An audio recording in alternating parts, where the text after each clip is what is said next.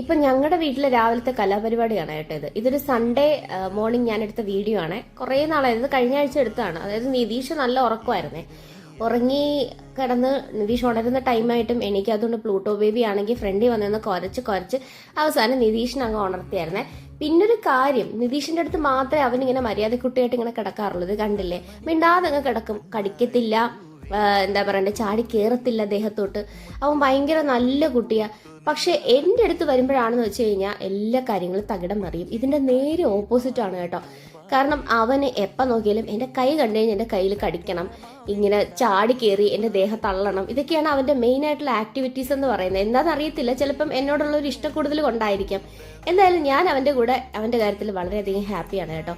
എനിക്ക് ഇതുപോലെ നല്ലൊരു പൊന്നോമനയെ തന്ന ദൈവത്തിനോടാണ് എനിക്ക് ഏറ്റവും കൂടുതൽ നന്ദി പറയാനുള്ളത്. കാര്യം എന്ന് വെച്ച് കഴിഞ്ഞാൽ എന്ത് സ്നേഹമാണെന്നറിയോ, നമ്മൾ കൊടുക്കുന്ന സ്നേഹത്തിന് തിരിച്ച് ആത്മാർത്ഥമായിട്ട് സ്നേഹം കിട്ടുന്നത് ഇവിടെ നിന്നാണ് കേട്ടോ.